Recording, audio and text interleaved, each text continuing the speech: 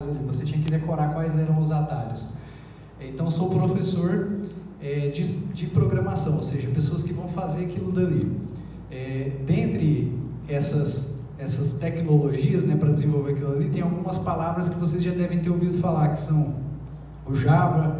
Já foram bloqueados de entrar em algum site alguma vez que falou assim, não tem o Java? Já aconteceu? Sempre que você vai entrar em um site de banco, né, por exemplo, ele pede que você tenha o Java instalado. Então, o Java é uma linguagem de programação para desenvolver aqueles softwares, e aquele site necessita que você tenha o Java instalado para que ele consiga executar aquele programa no seu computador. Aí tem outras linguagens que eu dou aula, que é, por exemplo, Python, está muito famoso, né, principalmente para o pessoal de ciência dos dados, estatística. Com certeza, em aulas vocês vão escutar falar sobre essa palavra, esse palavrão Python. Hoje eu estou como coordenador da unidade lá de Santa Helena, e a minha formação é um pouco diferente da maioria da formação dos professores de computação ou de programação, porque eu sou licenciado em computação. Então existe a licenciatura em matemática, a licenciatura em biologia, e eu tive a honra de fazer um curso que é a licenciatura em computação. Ou seja, eu tenho metade da minha formação pedagógica e metade da minha formação tecnológica. Embora eu tenha muita afinidade com tecnologia, gosto de tecnologia, se eu tivesse feito agronomia, eu acho que era professor de agronomia. Se eu tivesse feito turismo, eu era professor de turismo. Eu gosto de dar aulas. Então, que bom que eu fiz um curso de licenciatura. E lá desde a minha graduação, então, eu já comecei a pensar em desenvolver softwares. Fiz um software educacional de física. Logo eu passei no concurso da UEG em 2010, e eu fui fazer um mestrado na Universidade Federal de Goiás. E lá eu fiz o mestrado também desenvolvendo um software, desenvolver uma plataforma de web semântica. Essa plataforma vocês conseguem entender como uma explicação que eu vou dar para vocês. Quando vocês digitam alguma coisa no Google, normalmente aparece 1 milhão de resultados, não aparece 1 milhão de resultados, a maioria das vezes. Se eu digitar lá, por exemplo, a palavra laranja, o que vocês entendem laranja?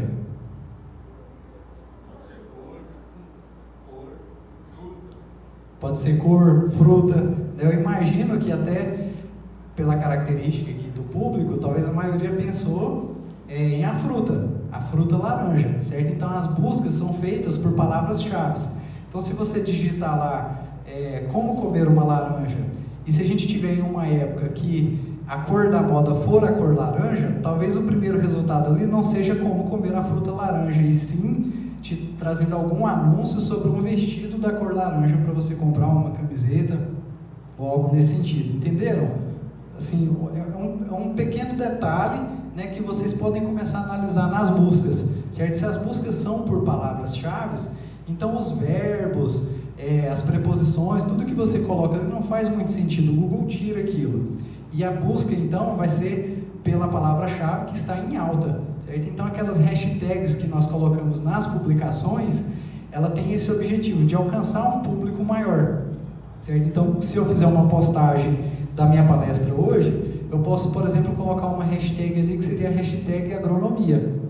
Por quê? Porque eu quero que esse conteúdo seja apresentado para pessoas da área de agronomia. Então, as ferramentas ali, o Google ou qualquer outro buscador, vai tentar relacionar essa informação. Isso a gente chama de web semântica. Entenderam o que é web semântica? Vai ter prova, não vai, Zé Henrique? Eu vou passar uma lista de questões para ele perguntar para vocês. E o doutorado eu fiz desenvolvendo um chatbot. É mais uma tecnologia, mais um nome talvez confuso, mas que vocês conheçam. Alguém sabe o que é um chatbot? Já ouviram falar? Não?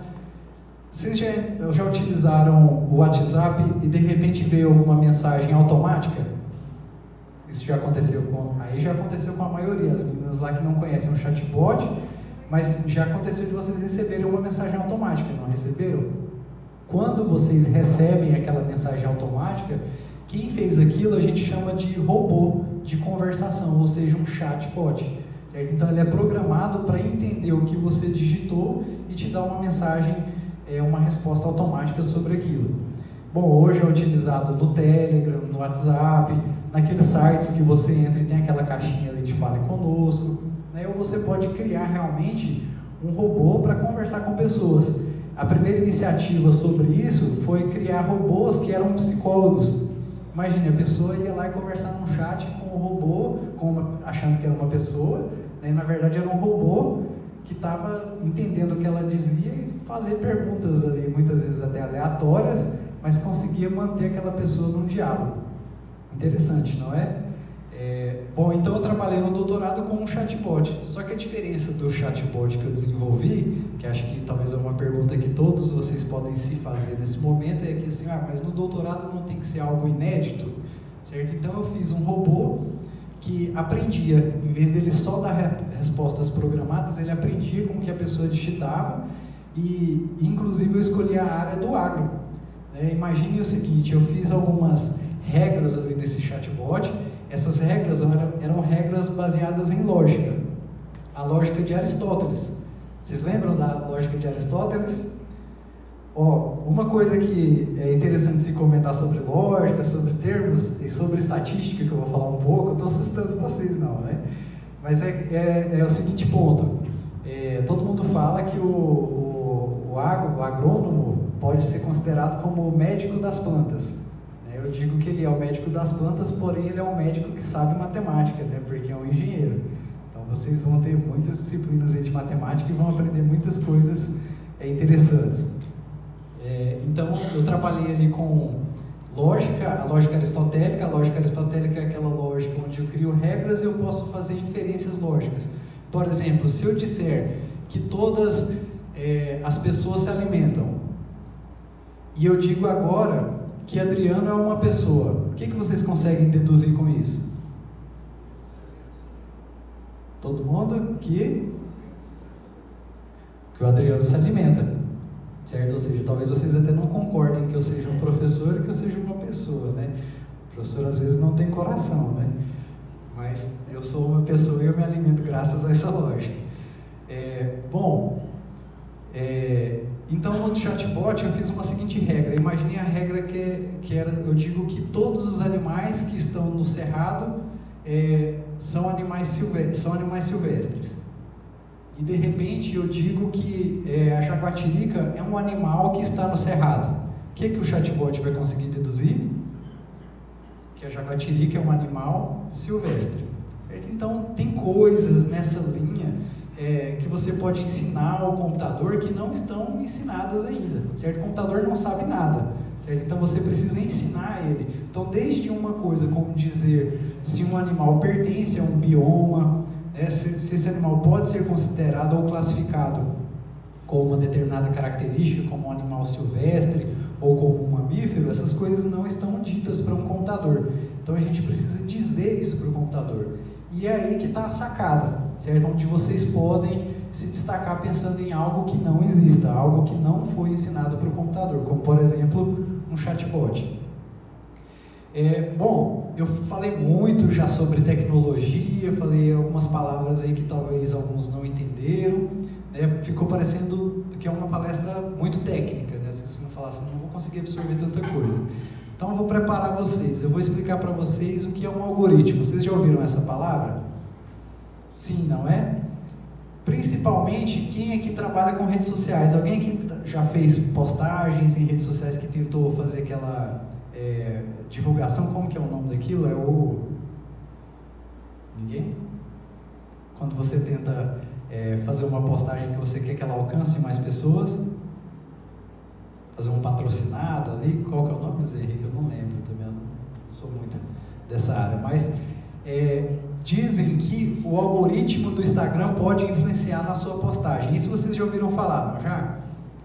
Faça isso porque o algoritmo vai mostrar o seu conteúdo. Então o que é o algoritmo ali que essas pessoas dizem? O que é o algoritmo do Instagram? O que é o algoritmo para qualquer software?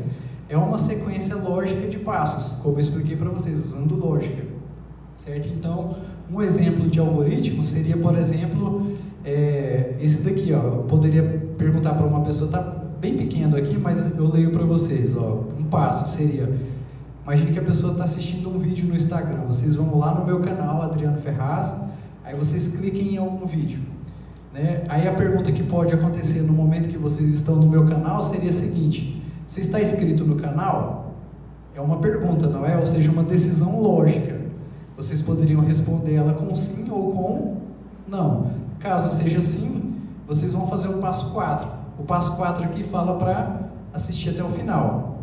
Ou seja, se vocês já estão inscritos no meu vídeo. Se vocês não estão inscritos no meu canal, no meu vídeo não, né? No meu canal. Se não estão inscritos, você vai fazer o passo 3, que é se inscrever no canal, para depois fazer o passo 4 e depois terminar o algoritmo, que é o quinto passo. Bom, outra oportunidade é sobre algoritmos, né, na área de vocês. Bom, todo mundo aqui que já tentou cozinhar ou que cozinha já acessou algum site, como por exemplo receitas.com, e tentou pegar uma receita, não foi? Ou seja, caso vocês queiram tentar cozinhar um bolo de cenoura, por exemplo, o primeiro passo é entrar lá no site receitas.com e ver a receita do bolo de cenoura, né, Zé Henrique? Zé Henrique cozinha muito bem, inclusive, pessoal. Peçam para ele fazer um bolo para vocês aí um dia.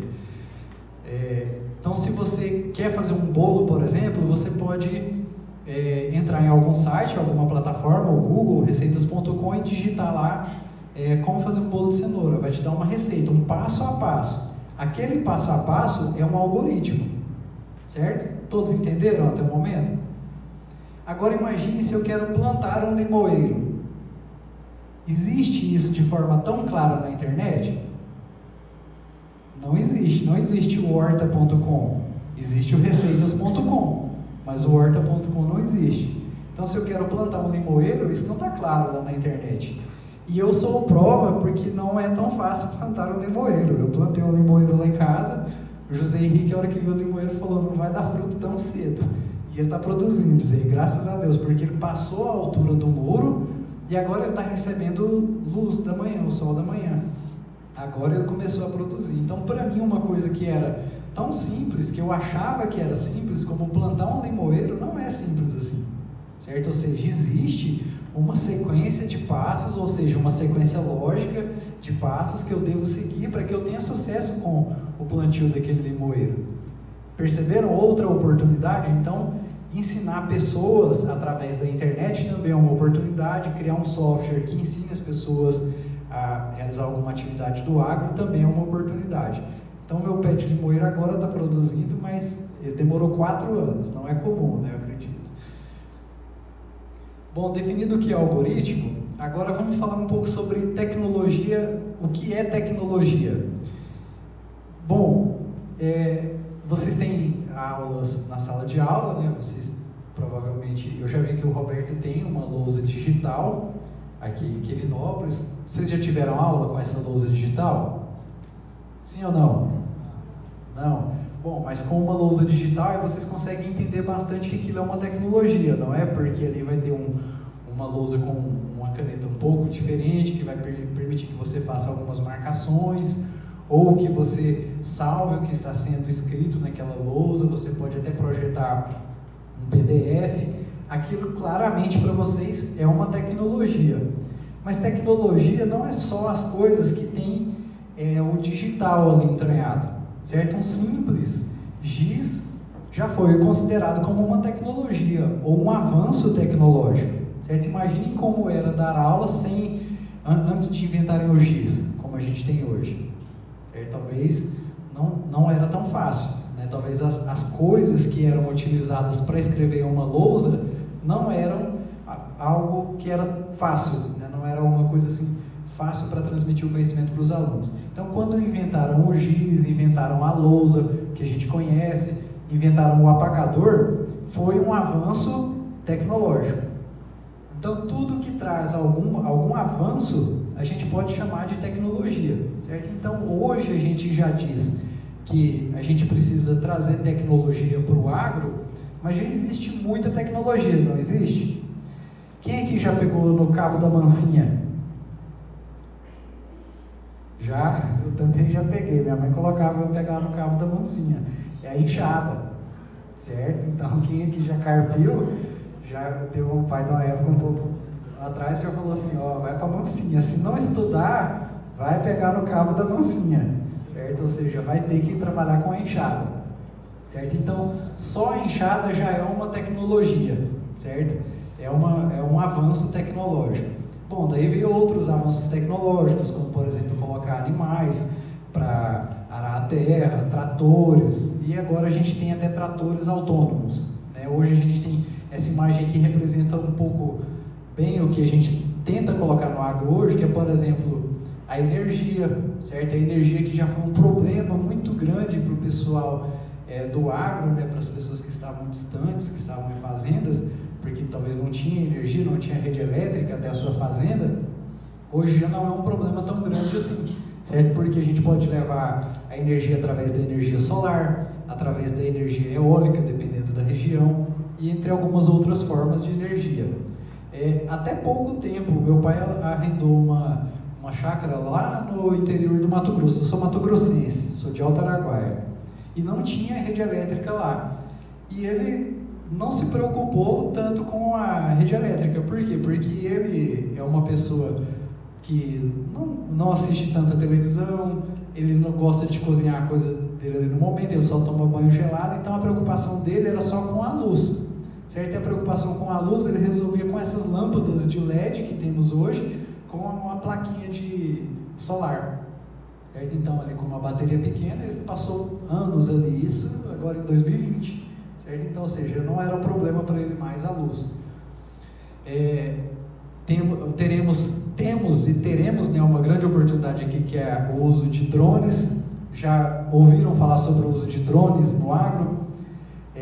Isso a gente pode utilizar para fazer a agricultura de precisão, não é? Certo? A agricultura de precisão, imaginem a seguinte situação: em vez de aí agora eu falo os termos técnicos da área de computação e vocês não entendem, aí agora eu falo os termos da área de agro errado e vocês me corrijam, tá? Então, se você quer fazer por exemplo, uma agricultura de precisão, aí você quer aplicar defensivos na sua área agrícola, é muito mais barato você fazer uma análise, por exemplo, do alto através de uma imagem com um drone e descobrir onde tem uma erva daninha e fazer a aplicação diretamente naquele local onde tem a erva daninha, do que colocar um trator na área para quebrar a plantação, para aplicar defensivo a mais do que você precisava, certo? Então, com certeza eu acredito que a maioria que concorda que o drone é uma tecnologia que vai ser muito utilizada, porque ela traz realmente um benefício, ela traz economia para o produtor, e tudo que traz economia tem maior chance de ter adesão, né, das pessoas aderirem. Então, o drone, com certeza. Então, imagine que você pode, por exemplo, se tornar um piloto de drone. Você pode, por exemplo, ter uma empresa de agricultura de precisão e fazer a aplicação diretamente na erva daninha do produtor. Coisas que eu sei que não são utilizadas ainda. Por exemplo, a identificação de lagartas através de imagem, a identificação de fogo em uma propriedade. Ontem no jornal eu ainda vi que eles implantaram isso na Chapada dos Veadeiros, já conseguiram colocar aí um ponto crítico lá, certo? Gravam as imagens e através da análise dessas imagens, através de visão computacional, eles conseguem identificar se tem fogo ou não, se tem chance ou não de ter fogo. Bom, eu conversei com o pessoal da Exacta. A Exacta é uma empresa de tecnologia que existe lá em Rio Verde. O pessoal da Exacta, eles me disseram que isso não está implementado ainda, ou seja, não existe mesmo, certo? Ou seja, uma análise de ervas daninhas por imagem, e eles têm um biólogo que está aprendendo programação para poder criar algoritmos ou sistemas, né, que possam realizar essa operação. Então, ou seja, é uma área que eu, como programador, poderia entrar no mercado, né, ganhar espaço no mercado. Porém, qual que é a dificuldade para que eu entre no mercado do agro? Eu não sei de agro, vocês devem ter percebido pelas minhas falas, né? Quando eu falo de agro. Eu sei de tecnologia, ou seja, eu não sei de agro. Então, um dos problemas que eu tive, ou que eu tentei solucionar no meu doutorado com a criação daquele chatbot, foi o seguinte: que eu tivesse uma plataforma, uma forma de que especialistas de domínio pudessem ensinar o computador. Certo? Então, hoje a gente tem pessoas que sabem de tecnologia, a gente tem pessoas que sabem de agro, mas a gente não tem uma conversa clara entre os dois, certo? Ou seja, o pessoal da tecnologia, às vezes ele tenta entrar no agro e em vez de trazer uma solução, ele traz um problema, certo? Porque colocou um sensor de umidade lá para tentar fazer a irrigação.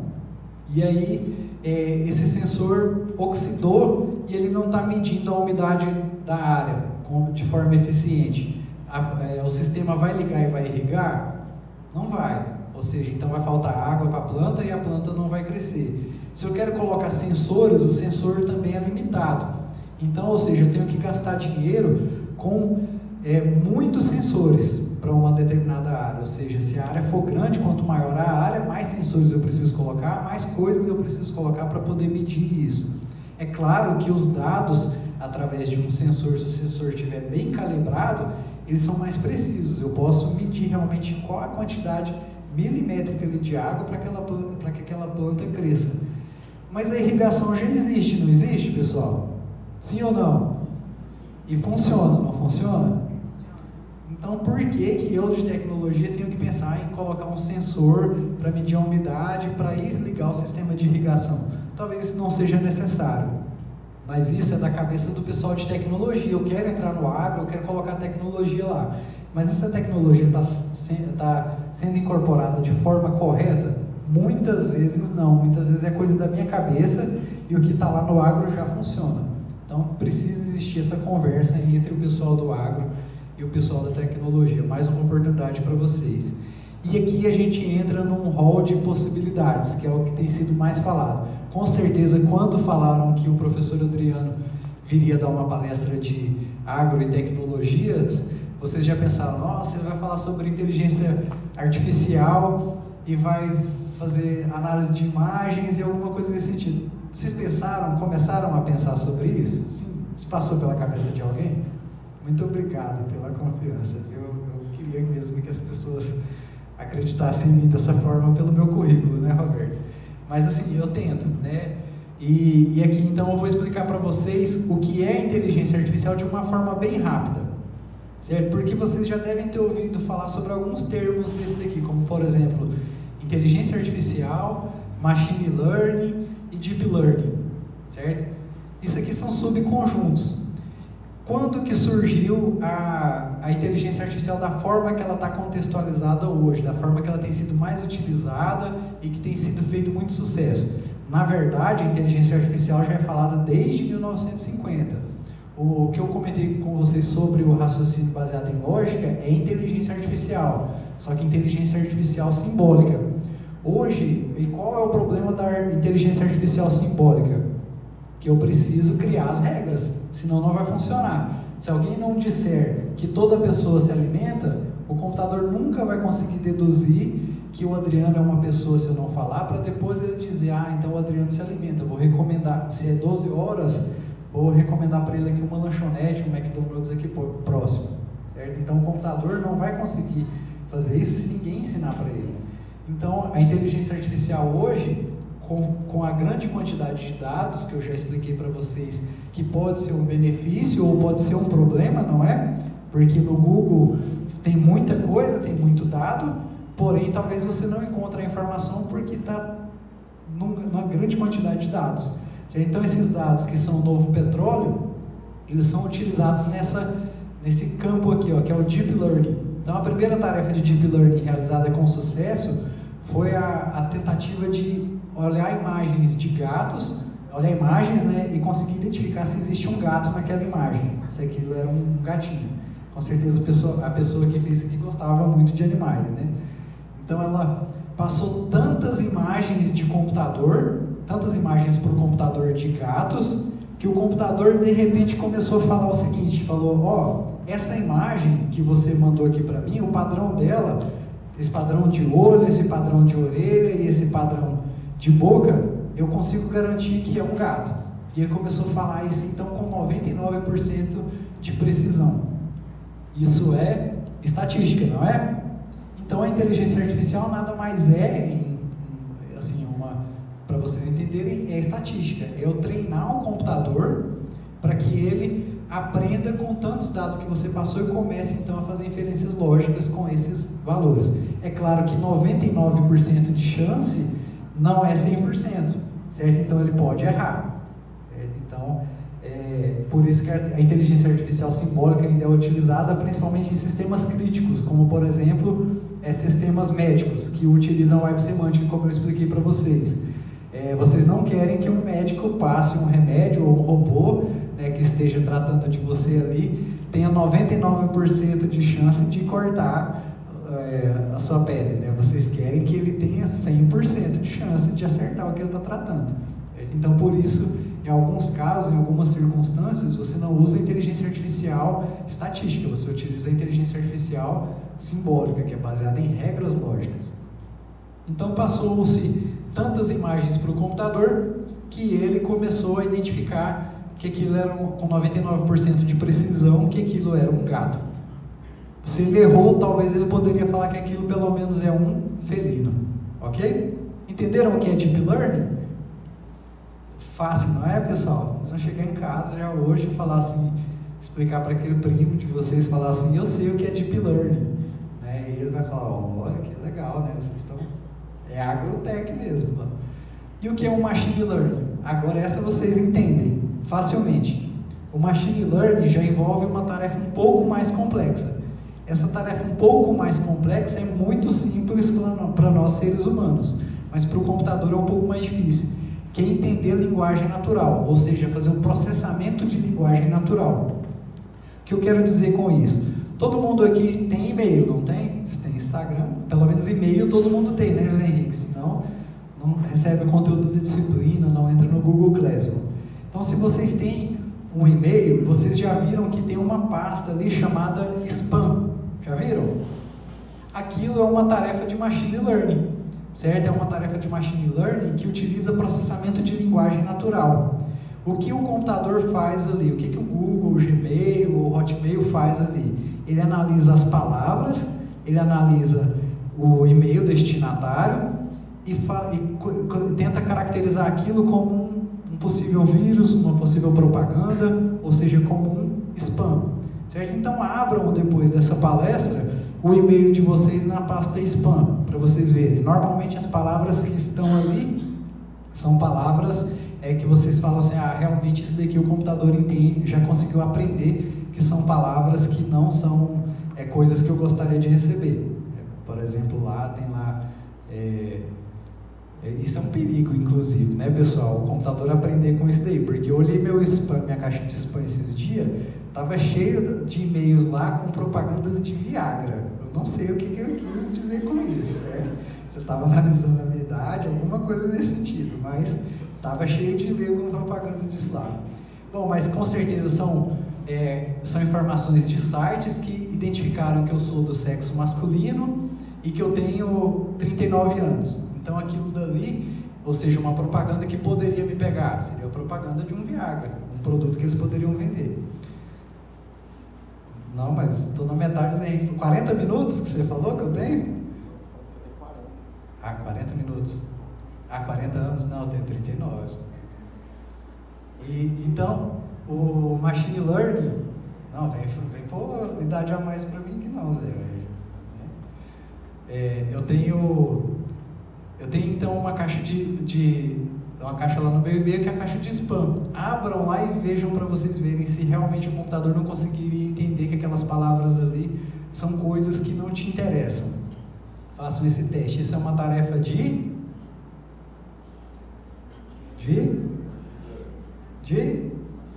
Machine Learning, certo?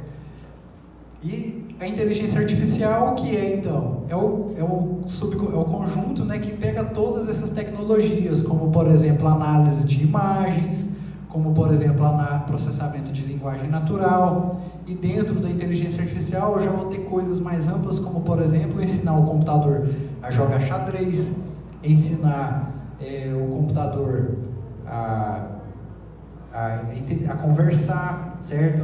A fazer uma análise de uma imagem, de um filme, criar coisas automáticas, ou criar também imagens. Ontem eu fiz o seguinte teste, eu não coloquei aqui, até está no meu e-mail, esqueci de colocar nos slides. Vocês já ouviram falar de uma inteligência artificial que se chama DALL-E? Já ouviu, professor?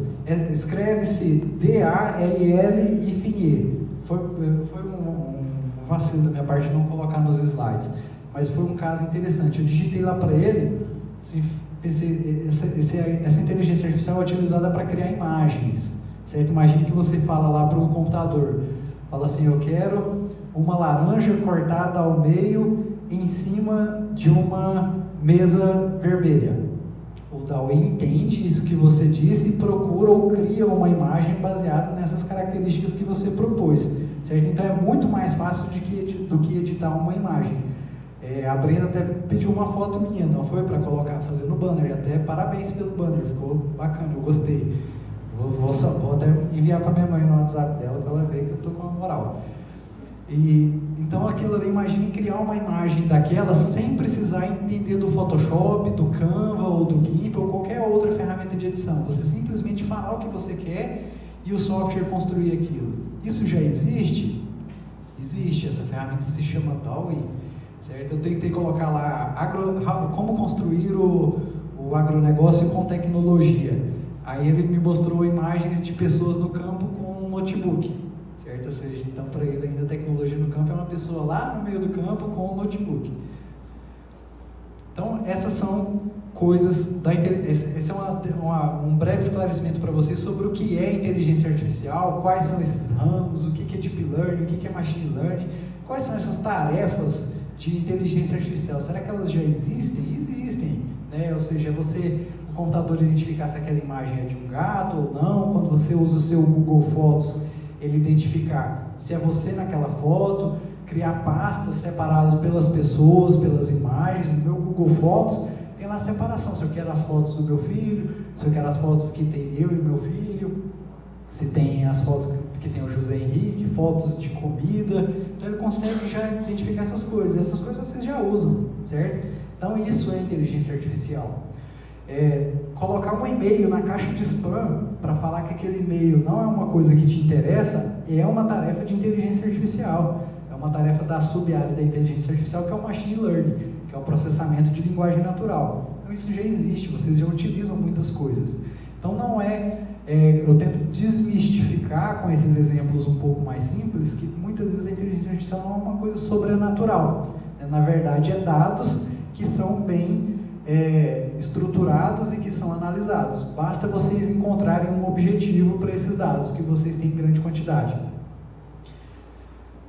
Aqui ficou pequeno, mas aqui são as tarefas. Então, as tarefas de inteligência artificial, eu comentei com vocês que é a tarefa, por exemplo, de linguagem natural, processamento de linguagem natural, que foi o que eu trabalhei bastante no doutorado.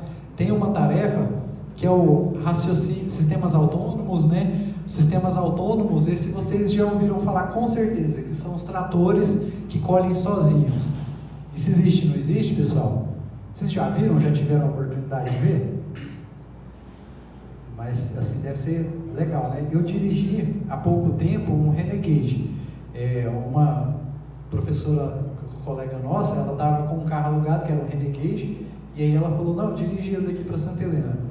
Ele tinha um sistema autônomo nele implementado. O sistema autônomo que ele tinha era o seguinte: ele analisava a pista, né, identificava a faixa e ele travava a direção, certo? Então, assim, quando você tentava sair um pouco dali, ele pegava e deixava a direção dura. Isso era até ruim, falar a verdade para vocês, para quem dirige aqui, porque na hora que eu fui ultrapassar, não foi legal, certo? Porque ele me segurou.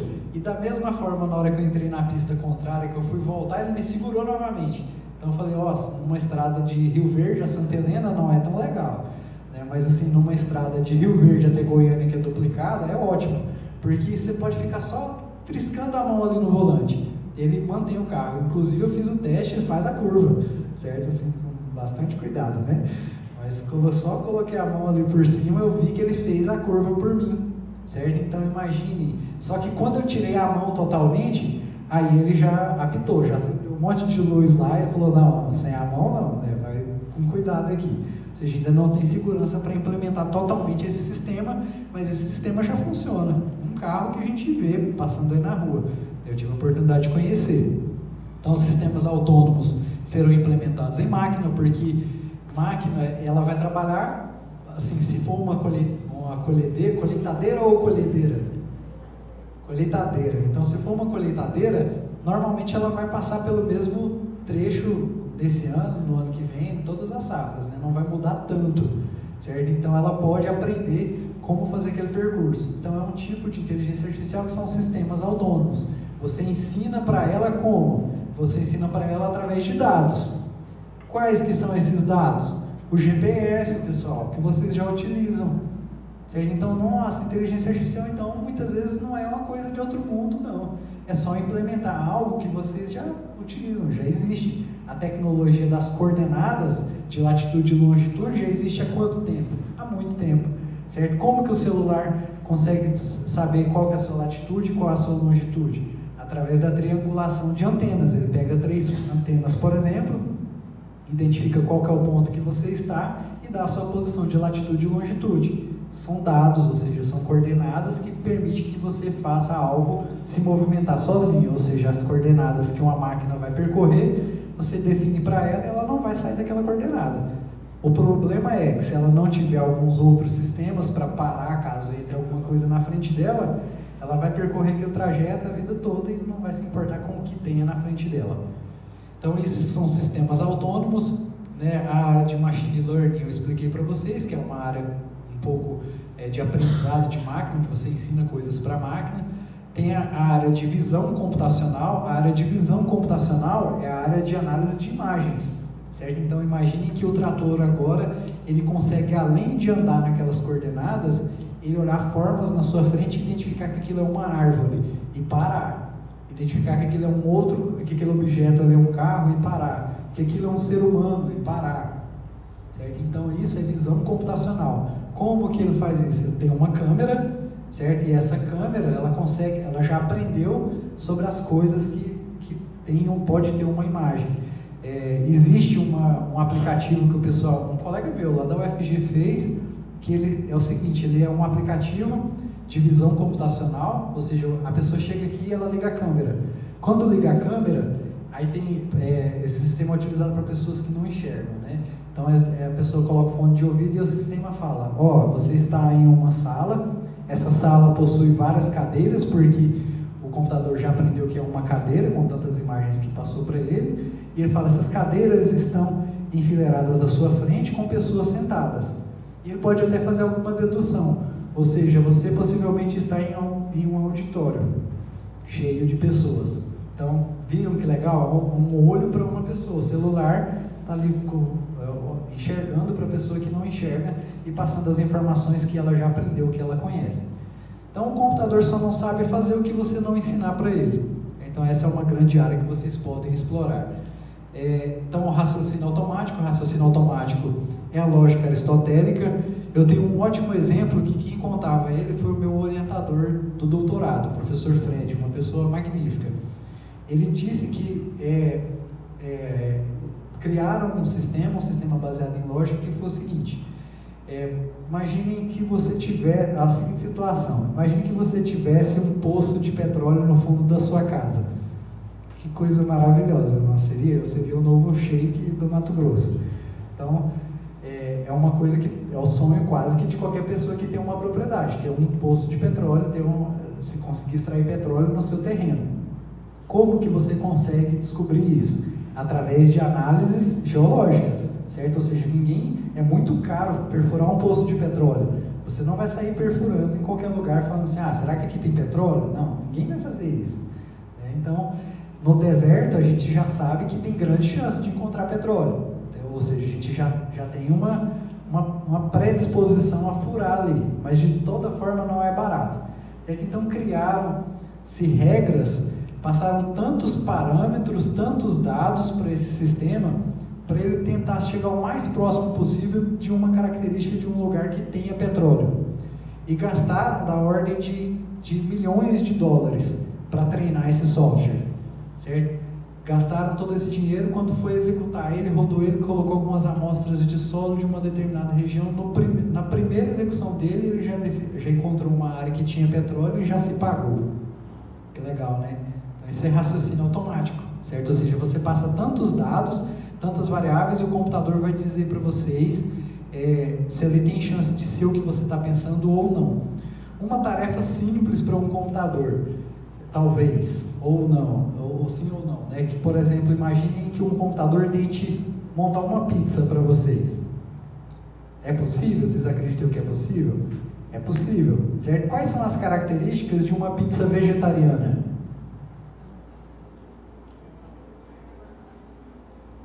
A regra básica é que ela não tenha carne, certo? Então, muitas vezes a lógica trabalha nisso, é você também dizer o que não tem, certo? Ou seja, não é só dizer o que tem, é dizer o que não tem. Ou seja, qualquer pizza que não tenha carne, ela pode ser considerada uma pizza, não tem ingredientes, né, que são da área vegetariana, pode ser considerada uma pizza vegetariana. Porém, o problema do computador, por que o computador não faz tudo?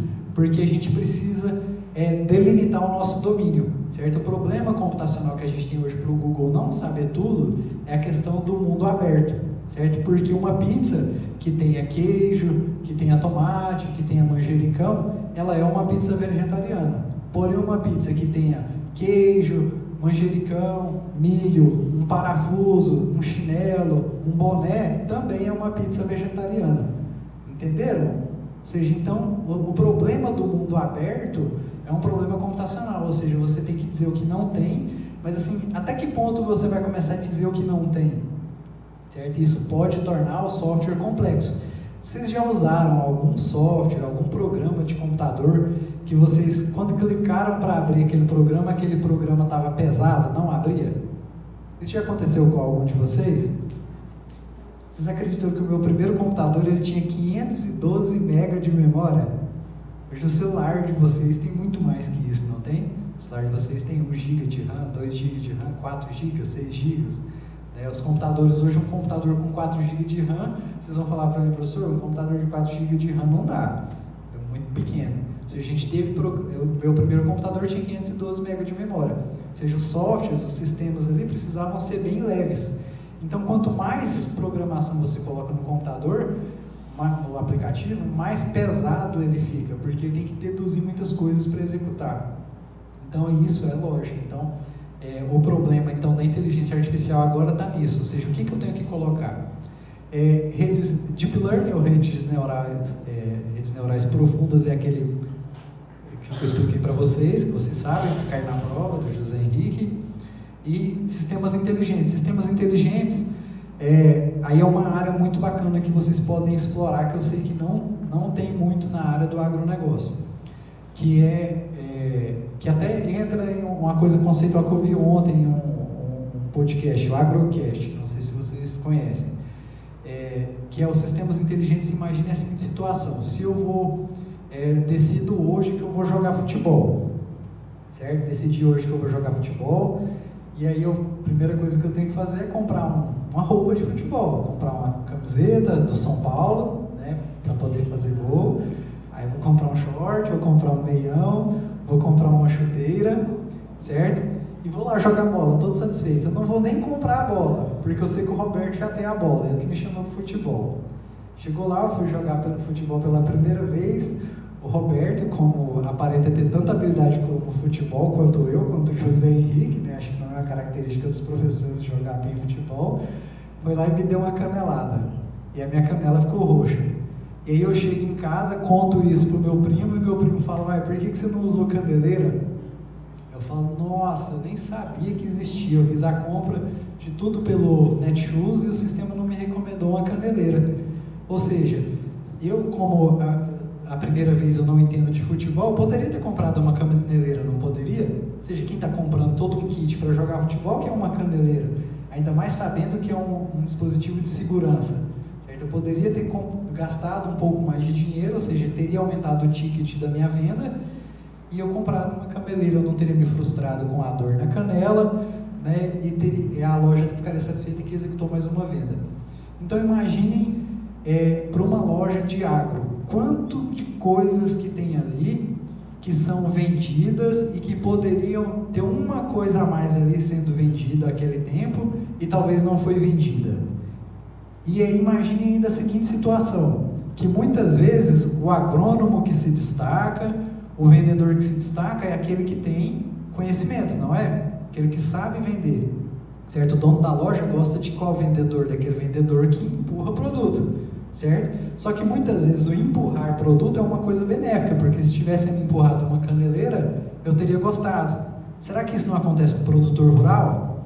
Certo? Então isso também é mais um clique para vocês analisarem. Um sistema, talvez um e-commerce de agronegócio, pensando em tech, que recomende coisas que deveriam ser embutidas naquela venda. Então, coisas para vocês pensarem. Bom, a gente entra nesse gráfico aqui, certo? Que é o que está acontecendo com o agro, que é uma coisa que vocês devem fazer uma análise, uma reflexão, e talvez seja o caminho para vocês pensarem nessa caminhada universitária, que é a caminhada da transformação digital. Aqui a gente tem os 4 pilares da transformação digital. Empresas que passaram pela transformação digital ganharam mercado. O grande caso que a gente tem aí, o grande case de sucesso é o Magazine Luiza, certo? Todo mundo fala, o Magazine Luiza se valorizou, o Magazine Luiza hoje é uma potência. Por quê? Porque o Magazine Luiza entendeu que ele precisava realizar uma transformação digital e entrou no mercado. Da mesma forma, a gente tem empresas como, por exemplo, que são os casos clássicos, né? Que são a Kodak. A gente fez até a brincadeira do filme, que quando estava tirando foto, né? Ou seja, ninguém mais tira foto com o filme. A Kodak não está no mercado, assim, né? Então, ou seja, ela perdeu o mercado. Por quê? Porque ela não passou pela transformação digital. Ela não pensou em criar a câmera digital primeiro do que as outras empresas, sendo que ela já tinha expertise na área de fotografia. Então, vocês podem pensar coisas na linha de transformação digital, pegar exemplos de transformação digital. Nós, professores, passamos por um processo de transformação digital forçado, né, Roberto? Ou seja, a gente acordou e de repente a gente teve que dar aula online, não foi, professor? E a tecnologia foi muito boa porque aproximou pessoas, porém, mesmo por ser da área de tecnologia, eu não estava tão bem preparado para dar uma aula online. Mas houve quem dissesse que eu previ o futuro, né, José? Que uma semana de planejamento, há uns meses antes da pandemia, eu dei uma aula para os professores ensinando como utilizar ferramentas tecnológicas, que com certeza deve ter contribuído para eles nas aulas. Então não esqueçam dessa palavra aqui de estudar o que é transformação digital. Começa da tecnologia, ou seja, que tecnologia eu vou colocar, pensando em tecnologia que não é inteligência artificial, não é um sensor, é talvez uma enxada que você pode colocar ali. Isso é um processo talvez de transformação digital.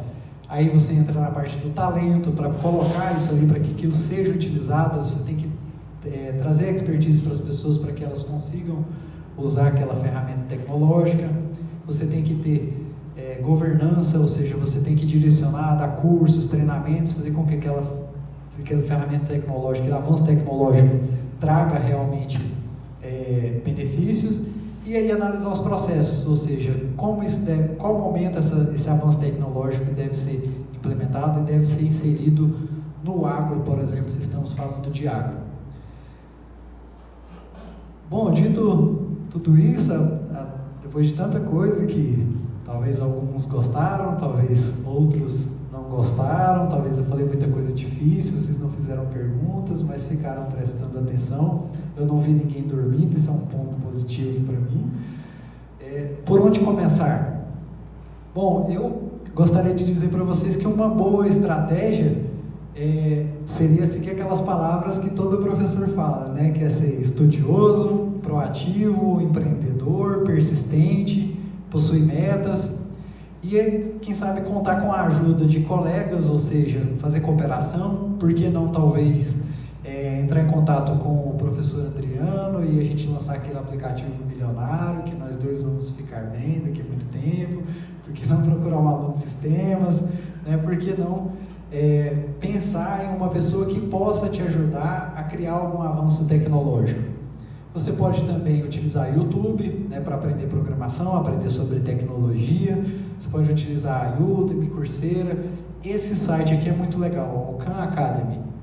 E ele foi criado pelo Bill Gates, certo? E lá tem muito conteúdo mesmo. Lá, imaginem a seguinte situação: você quer começar a primeira série hoje, você consegue no Khan Academy, lá de forma computacional, certo? Eu tenho uma uma ideia, uma visão que é o seguinte: eu dividi minha vida, né, tomara que dê certo, né, em 3 momentos, né, do primeiro aos 30 anos, do 0 até os 30 anos, ou seja, onde eu precisei estudar, porém eu precisei fazer isso de forma guiada, eu precisei muito do apoio dos meus pais, dos meus professores, certo? Para mim chegar aos 30 anos, e quando eu cheguei em 30 anos, eu consegui cumprir algumas metas, alguns objetivos que eu tinha, como, por exemplo, ter um curso superior, ter um emprego, alguma coisa nessa linha.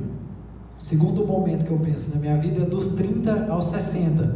Então, hoje eu estou com 9 anos de idade, certo? Eu estou com 9 anos de idade e estou aprendendo. Só que agora eu não preciso mais muitas pessoas me guiem, certo? Por quê? Porque agora eu já sei onde encontrar o conhecimento.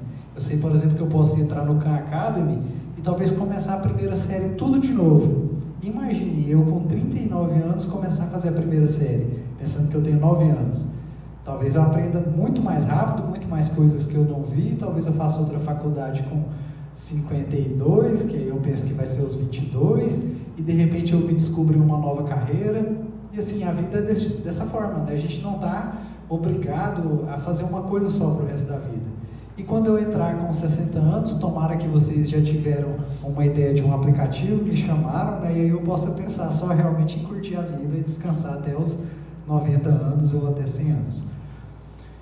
E uma coisa interessante do mundo atual, que é o Vaquinha, certo? Ou seja, são as plataformas de colaboração, né? Ou seja, são ferramentas onde você tem alguma ideia, certo? E aí são plataformas de financiamento coletivo, que eu quis dizer, certo? Então, ou seja, imagine que você tem uma ideia e essa ideia é muito boa, porém você não tem dinheiro para executar essa ideia. Você pode ir lá no vaquinha.com e colocar a sua ideia lá e falar assim, ó, eu quero captar dinheiro para isso aqui. As pessoas vão lá e dão dinheiro para você. Tem muita gente lá que conseguiu lançar, por exemplo, o seu CD, um músico, né? Falou, ó, eu tenho um projeto de música, eu quero apoio. Aí as pessoas vão lá e colocam dinheiro para aquela pessoa. Eu comprei um livro de um amigo meu. Esse amigo meu, ele falou, eu quero lançar um livro. Porém, é caro lançar um livro por uma editora. Então, o que ele fez? Ele foi lá na plataforma de financiamento coletivo e colocou a ideia dele lá. E ele falou assim, ó, todo mundo que fizer contribuição, eu ainda vou dar um livro. Ou seja, foi uma forma de venda antecipada até. Eu comprei, várias pessoas compraram, ele colocou o limite lá, que era, por exemplo, 40 mil reais. Quando ele conseguiu aquele objetivo, a plataforma liberou o dinheiro para ele e aí ele foi lá e lançou o livro. Então, é até interessante essas plataformas, porque até assim, para nós exercermos aquela questão assim de compaixão, de colaborar, né, de doar um pouco, né? Porque talvez você fale assim, eu vou dar o dinheiro para o cara aqui lançar um CD. Aí o cara é um músico aqui da cidade, você conhece e sabe que ele não vai fazer isso. Vai fazer alguma coisa que você não queria que ele fizesse com o seu dinheiro. Lá não, lá você coloca o dinheiro, se a meta for alcançada, o dinheiro é devolvido para a pessoa. Se a meta não for alcançada, o dinheiro volta para você. Ou seja, acontece então, talvez, de você apoiar uma causa, que seria legal, mas talvez é só você que apoia aquilo ali, né? Então, não dá certo, a pessoa descobre ali, mas também não perdeu dinheiro, o dinheiro volta para você e você pode ajudar outra pessoa. E agora aqui, pessoal, isso aqui dá outra palestra. Pode me chamar, viu, Zé Henrique, para fazer uma palestra só sobre isso aqui, ó. Isso aqui eu acho que todo mundo já ouviu falar alguma vez aqui, ou está até interessado, ou talvez até é investidor, né, de blockchains, criptomoedas, contratos inteligentes, NFTs. Já ouviram sobre essas siglas? O colega lá do fundo chegou e olhou para um outro colega, os dois devem ser investidores, né? Pra falar a verdade, eu estou tomando ré com o meu Ethereum, né? Comprei uma quantidade lá de Ethereum e caiu, mas agora eu estou torcendo para que ele se valorize novamente, talvez eu tenha lucro. Isso que eu disse agora, essas palavras, para quem não conhece, são as moedas digitais, o famoso Bitcoin, certo? O Bitcoin, ele roda dentro de uma plataforma digital que se chama blockchain, certo? O blockchain é uma rede descentralizada, ou seja, uma rede como se fosse a internet, porém essa rede, ela funciona independente de que algum servidor caia, de que algum computador não funcione na rede. E todas as transações que acontecem nessa rede, elas devem ser reconhecidas por outras pessoas que estão na própria rede. Então, quando a gente fala assim, vou minerar dados, vou minerar Bitcoin. O que é minerar Bitcoin? A atividade de minerar Bitcoin é validar transações que estão ocorrendo na rede, no blockchain. Certo? Então, isso que é o minerar, você deixar um computador à disposição para que ele valide transações dentro da rede do blockchain. Essas transações são transações financeiras hoje em dia, né? Mas tem lá transações que são contratos inteligentes, tem transações que são as NFTs, que são tokens não fungíveis. Esses tokens não fungíveis são códigos de computação, certo? Que não são alterados, não podem ser alterados. Ou seja, o sucesso do blockchain é porque você não consegue desfazer uma operação, certo? Você não é como um banco de dados, que vocês vão lá e alguém que tem a senha do administrador pode ir lá apagar os dados. Não, isso não existe no blockchain. É uma rede totalmente descentralizada. Imagine o cenário, um azeite, esse eu já contei para o Zé Henrique. Imagine que um azeite de pura origem, um azeite caro, de valor aí de R$900, de R$1.000, de R$2.000, R$5.000. Talvez esse azeite ou esse vinho, ele tenha esse valor por quê? Porque ele precisa ter garantias de que ele foi colhido em uma determinada região, que durante o transporte dele ele foi transportado somente a uma temperatura de 16 a 18 graus, que quando ele chegou, o tempo de descarregar aquele azeite não durou mais do que 40 minutos, para que ele não perdesse as suas propriedades, e ele foi armazenado em uma câmara fria também com essa mesma temperatura que eu disse. Bom, isso aí garante a qualidade, não garante? Quem tem dinheiro para comprar um azeite de R$5.000 ou um vinho de R$5.000 gostaria que essa história fosse verdade, não é? Porque assim, ele confia que aquilo ali realmente não muda as características daquele azeite ou daquele vinho. Porém, a gente tem aí no meio do caminho uma coisa que é o ser humano, certo? Se eu estou carregando uma carga de R$1 milhão em azeite e de repente o caminhão quebrou, e o caminhão quebrou, a câmara fria estragou e o azeite chegou a 19 graus ou a 20 graus, certo? O dono da carga, o que ele vai pensar? Ele vai falar assim, 20 graus não dá nada, né? E aí ele vai vender aquele azeite para você. Porém, você acha justo pagar aqui R$5.000 num azeite que não vale mais R$5.000 porque ele perdeu suas características? É injusto, não é? Como que nós conseguiríamos fazer isso? Através de contratos inteligentes. Esses contratos inteligentes podem ser através de sensores que são instalados em um caminhão, certo? Não tem como você desfazer nenhuma operação, desmentir nada. Se passou a temperatura, vai estar gravado, vai estar salvo na rede e você vai saber que aquele azeite perdeu a propriedade.